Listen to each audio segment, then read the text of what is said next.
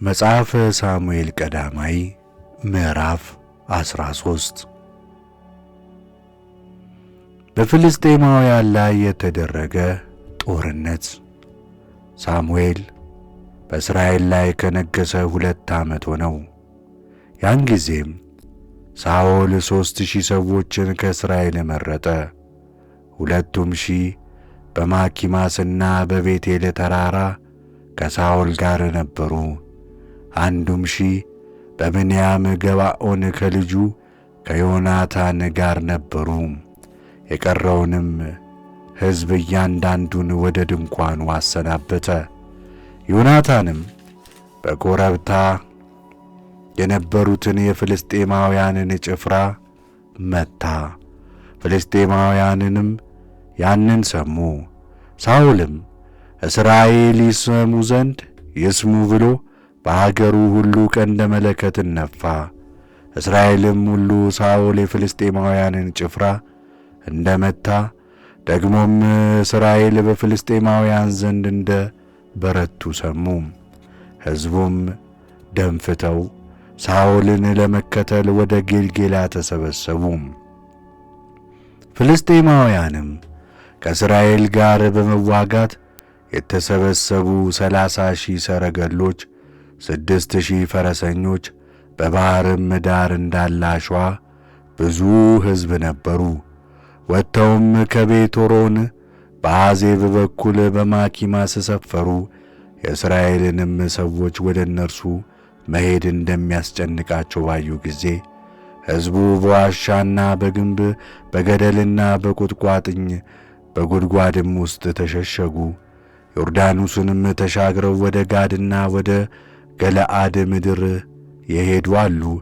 ሳኦል ግን ገና በጌልጌላ ነበረ።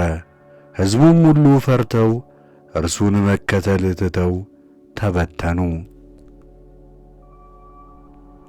ሳኦልም ሳሙኤል እንደ ቀጠረው ጊዜ 7 ቀን ቆየ። ሳሙኤል ግን ወደ ጌልጌላ አልመጣም። ሕዝቡም ከእርሱ ተለይተው ተበታተኑ። ሳኦልም የሚቃጠል መሥዋዕትና የደህንነት መሥዋዕት አምጡልኝ አለ። የሚቃጠለውንም መሥዋዕት አሳረገ። የሚቃጠለውንም መሥዋዕት ማሳረግ በፈጸመ ጊዜ እነሆ ሳሙኤል መጣ። ሳኦልም እንዲባርከው ሊገናኘው መጣ። ሳሙኤልም ያደረግከው ምንድን ነው አለው። ሳኦልም ሕዝቡ ከእኔ ተለይተው እንደ ተበታተኑ አንተም በነገርከኝ መሠረት በቀጠሮ ቀን እንዳልመጣ ፍልስጤማውያንም ወደ ማኪማስ እንደ ተሰበሰቡ አየው። ስለዚህ ፍልስጤማውያንን አሁን ወደ እኔ ወደ ጌልጌላ ይወርዱብኛል፣ እኔም የእግዚአብሔርን ፊት አልለመንሁም አልሁ። ስለዚህ ደፍሬ የሚቃጠል መሥዋዕትን አሳረግሁ አለ። ሳሙኤል ሳኦልን በድለሃል፣ አምላክህ እግዚአብሔር ያዘዘህን ትእዛዝ አልጠበቅህምና ዛሬ እግዚአብሔር መንግሥትህን በእስራኤል ላይ ለዘላለም አጽንቶልህ ነበር። ከእንግዲህ ወዲያ ግን መንግሥትህ አይጸናም። እግዚአብሔር እንደ ልቡ የሆነ ሰው መርጧል። እግዚአብሔር ያዘዘህን አልጠበቅህምና እግዚአብሔር በሕዝቡ ላይ ንጉሥን ያነግሣል አለው።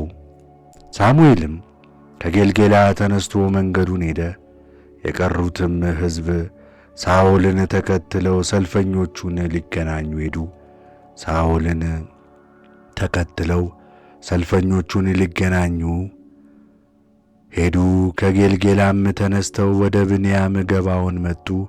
ሳኦልም ከእነርሱ ጋር የነበሩትን ሕዝብ ቈጠረ፣ 600 የሚያህሉ ሰዎች ነበሩ። ሳኦልና ልጁ ዮናታንም ከእነርሱም ጋር የነበሩ ሕዝብ በብንያም ገባዖን ተቀምጠው አለቀሱ። ፍልስጤማውያንም በማኪማስ ሰፈሩ። ከፍልስጤማውያንም ሰፈር ማራኪዎች በ3 ክፍል ሆነው ወጡ። አንዱም ክፍል በጎፌር መንገዱ ወደ ስጋክ ምድር ሄደ። ሁለተኛውም ክፍል ወደ ቤትሖሮን መንገዱ ዞረ። ሦስተኛውም ክፍል በገባዖን መንገድ ባለው ወደ ሴቤሮም ሸለቆ በሚመለከተው በዳርቻው መንገድ ዞረ። ፍልስጤማውያንም ዕብራውያን ሰይፍና ጦር እንዳይሰሩ ብለው ነበርና በእስራኤል ምድር ሁሉ ብረት ሰሪ አልተገኘም። እስራኤልም ሁሉ ማረሻውንና ማጭዱን መጥረቢያውንም መቆፈሪያውንም ይስሉ ዘንድ ወደ ፍልስጤማውያን ይወርዱ ነበር። አዝመራውንም ለማጨድ ደርሶ ነበር። ለማረሻም ለመቆፈሪያም ዋጋው 3 ስቅል ነበር። መጥረቢያውንም ለማሳል መውጊያውንም ለማበጃጀት ዋጋው ተመሳሳይ ነበር። ስለዚህ በማኪማስ ጦርነት ጊዜ ሰይፍና ጦር ከሳኦልና ከዮናታን ጋር በነበሩ ሕዝብ ሁሉ እጅ አልተገኘም። ብቻ በሳኦልና በልጁ በዮናታን ዘንድ ተገኘ። ከዚያም ጥቂቶች ከፍልስጤማውያን ሰፈር ወደ ማኪማስ መተላለፊያ ወጡ።